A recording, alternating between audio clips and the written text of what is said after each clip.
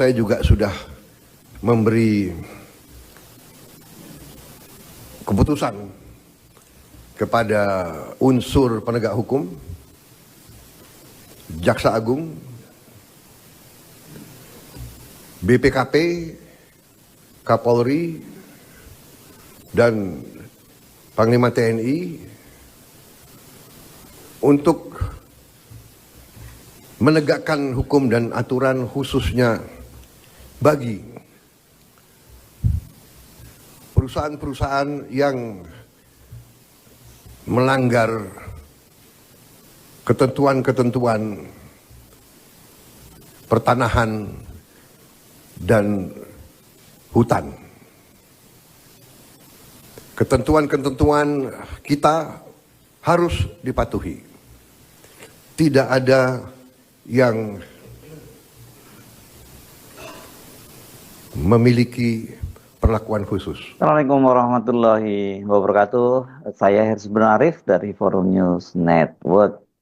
Presiden Prabowo mengingatkan para pengusaha yang tidak taat hukum tidak akan lagi mendapat perlakuan khusus. Pernyataan Presiden tersebut disampaikan saat memberikan pengarahan pada pengantar sidang Kabinet Paripurna yang berlangsung hari Rabu tanggal 22 Januari 2025. Pada saat yang bersamaan, itu sedang berlangsung pembongkaran pagar laut di pantai utara Tangerang sepanjang 30 km lebih oleh TNI Angkatan Laut dibantu oleh Kementerian Kelautan dan Perikanan, Pol Airut, Bakamla, dan kelompok-kelompok nelayan serta warga masyarakat lainnya. Pagar laut tersebut berdasarkan data yang dilansir oleh Menteri ATR Nusron Wahid, itu HGB-nya sebagian besar dimiliki oleh dua perusahaan yang terafiliasi, satunya lagi dan yang satunya lagi adalah itu dimiliki oleh Taipan Aguan. Saya juga sudah memberi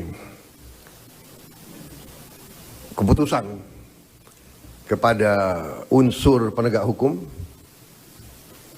Jaksa Agung, BPKP, Kapolri, dan Panglima TNI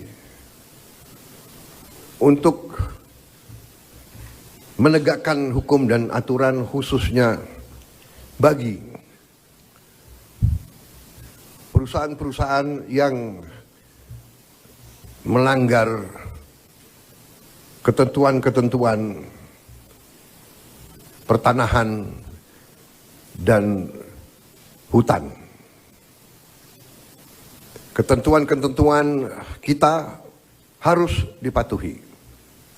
Tidak ada yang memiliki perlakuan khusus. Bagi mereka yang sudah diberi kesempatan berkali-kali untuk menyelesaikan kewajiban-kewajibannya dan tidak melakukan, ya pemerintah akan melaksanakan kewajibannya, mencabut izin dan menguasai kembali lahan-lahan tersebut. Apalagi lahan-lahan itu adalah hutan lindung dan sebagainya. Kendati tidak menyebutkan nama tadi, banyak yang mengaitkan pernyataan Presiden Prabowo tersebut. Ini jelas kaitannya dengan heboh ditemukan pagar laut yang semula disebut sebagai pagar laut yang misterius karena tidak ada yang ngaku siapa yang memiliki. Pantai Indah Kapuk II yang diduga mereka memiliki ini membantahnya, sementara kemudian muncul kelompok anak muda yang menyebut dirinya sebagai Jaringan Rakyat Pantura menyatakan bahwa itu adalah hasil swadaya dari nelayan. Semula itu Presiden Prabowo melalui Menteri Kelautan dan Perikanan memerintahkan penyegelan. Dan ini kemudian dilakukan penyegelan dan pada waktu itu dikatakan bahwa KKP itu akan melakukan penyelidikan siapa pemilik pagar ini dan mereka menyatakan bahwa ini akan ditentukan sampai 20 hari ke depan siapa yang bertanggung jawab ini. Namun rupanya melalui Ketua MPR yang juga Sekjen Partai Gerindra Ahmad Muzani, Presiden Prabowo dengan tegas menyatakan bahwa itu tidak cukup hanya disegel tapi itu harus dicabut dan kemudian diusut. Rupanya setelah perintah itu Presiden Prabowo melalui Kepala Staf TNI Angkatan Laut Laksamana TNI Muhammad Ali merintahkan pembongkaran pagar laut itu. namanya juga tentara, begitu diperintahkan oleh pimpinan tertingginya, ini presiden tanpa babi bu, tanpa banyak cengkunek, begitu langsung itu dilakukan pembongkaran. Ini yang dilakukan pada hari Sabtu lalu. Pada hari pertama itu pembongkarannya itu karena keterbatasan alat dan juga personil itu hanya berhasil dibongkar panjang 2 kilometer saja. Namun ternyata pembongkaran yang dilakukan oleh TNI Angkatan Laut yang dikomandanin pada waktu itu oleh Komandan Lantamal 3 Jakarta, Brigjen Marinir Hari Indarto, itu diprotes oleh Menteri Kelautan Trenggono.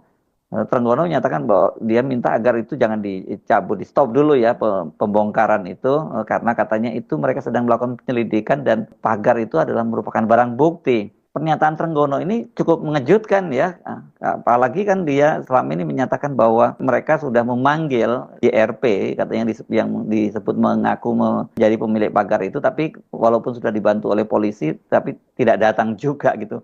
Ini agak mengejutkan karena kemudian Menteri KKP itu kok langsung meyakini bahwa itu yang membangun adalah kelompok nelayan gitu yang melalui swadaya, karena banyak orang udah tahu lah bahwa dengan panjang yang sampai 30 km lebih itu ya hanya korporasi besar membangunnya, dan ini dikaitkan dengan kelompok Agung Sedayu Group yang saat ini memang tengah melakukan pembebasan lahan besar-besaran di kawasan itu. Nah, polemik antara KKP dan kemudian bukan yang ditengahi ya, ditegaskan oleh Panglima TNI, Jenderal TNI Agus Subianto, yang dia membenarkan bahwa pembongkaran laut itu adalah perintah presiden. Karena itu, kata dia, pembongkaran laut akan jalan terus atau lanjut. Pada hari Senin, kemudian Trenggono itu dipanggil oleh Presiden Prabowo. Dan setelah bertemu dengan Presiden itu, Trenggono menyatakan bahwa pembongkaran itu akan dilakukan pada hari Rabu dan mereka akan bekerja sama dengan KKP ini. Kementerian Kelautan dan Perikanan akan bekerja sama dengan TNI Angkatan Laut. Tapi pada saat bertemu dengan Presiden itu, Trenggono masih menyebut bahwa ini pemiliknya itu adalah JRP yang katanya besok, dia maksudnya itu karena di hari Senin itu berarti hari Selasa kemarin itu akan datang menghadap ke Kementerian Kelautan setelah sebelumnya dipanggil tidak datang gitu. Nah, setelah menghadap presiden itu juga KKP itu kemudian menyatakan akan memberi waktu 2 hari kepada pemilik pagar laut itu. Bersamaan dengan itu kan pada hari Senin ya, pada saat kemudian siang harinya Trenggono dipanggil oleh presiden, pada pagi harinya Menteri ATR Nusron Wahid itu menggelar jumpa pers dan dia menjelaskan ada 2 perusahaan yang memiliki pagar laut itu dan ada beberapa SDM yang dimiliki oleh pribadi. Kedua perusahaan tersebut adalah yang pertama yang memiliki sertifikat sebanyak 234 bidang adalah PT Intan Agung Makmur.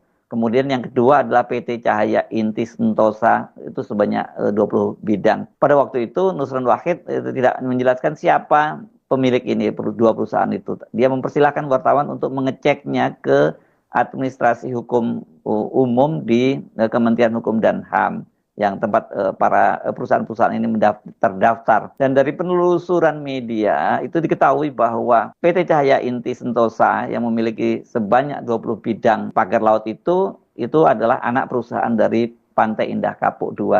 Sementara PT Intan Agung Makmur meskipun tidak langsung dimiliki oleh Agung Sedayu, tetapi dari komisarisnya itu ini diketahui ini terafiliasi juga dengan Agung Sedayu, karena yang menjadi komisaris adalah Laksamana Madya Purnawirawan Freddy Numberi yang juga menjadi komisaris di PT Cahaya Inti Sentosa. Jadi ya namanya ada di 2 perusahaan itu, tapi yang satu perusahaan yakni Cahaya Inti Sentosa langsung jelas itu merupakan anak perusahaan Agung Sedayu Group, sementara yang lebih besar tadi yang memiliki 234 bidang tadi ya, PT Intan Agung Makmur itu tidak langsung terkait. Selain pembongkaran pagar laut, itu sinyal bahwa Presiden Prabowo itu bertindak keras kepada kelompok Aguan CS ini, itu adalah kita bisa lihat dari pernyataan Erlangga yang akan mengevaluasi 14 proyek strategis nasional yang diberikan oleh Presiden Jokowi, itu termasuk Tropical Coastline milik Aguan dan BSD. Ini kan hanya beberapa saat sebelum dia lengser. Jokowi itu kan memberikan status CSN itu, dan pemberian itu dianggap sebagai balas jasa karena Aguan CS ini menyelamatkan muka dari Jokowi dengan melakukan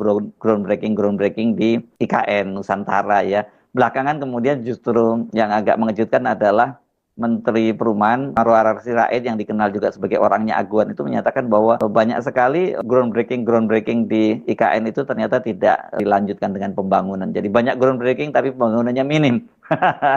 Ya, ini memang karena Aguan CS itu mereka terpaksa melakukan itu ya dengan bangun di IKN, dan mereka tahu bahwa itu tidak cukup prospektif. Tapi apa boleh buat, karena presiden yang minta tadi dalam bahasa Aguan kan untuk menyelamatkan muka dari Presiden Joko Widodo. Nah, yang juga cukup mengejutkan itu Airlangga menegaskan bahwa Pantai Indah Kapuk II itu bukan proyek strategis nasional.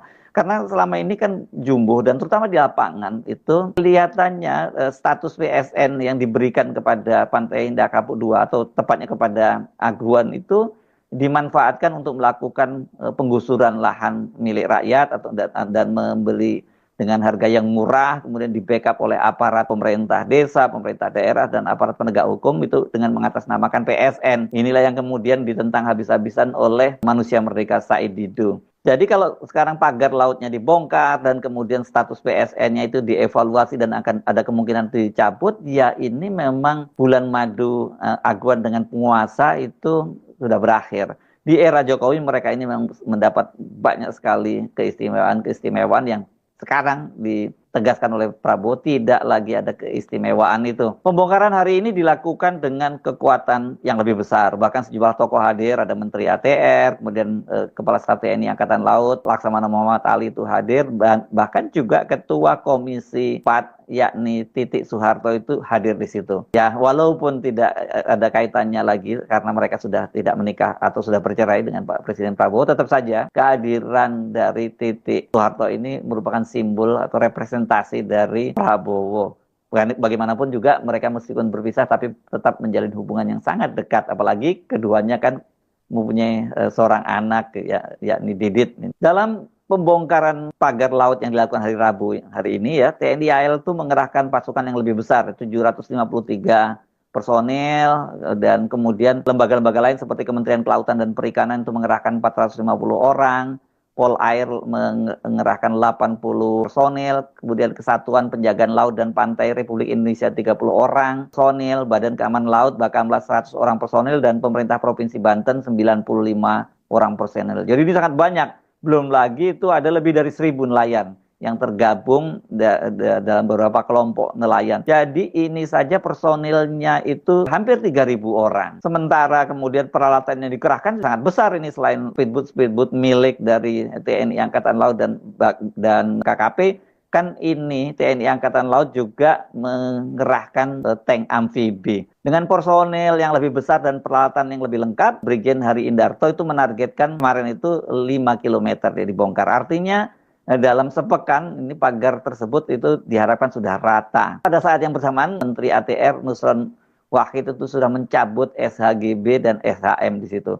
Selesai, ini tutup buku bab ini ya, bab pagar laut ini. Jadi ini pernyataan Pak Prabowo tidak lagi ada keistimewaan, itu bukan omon-omon, langsung dilaksanakan.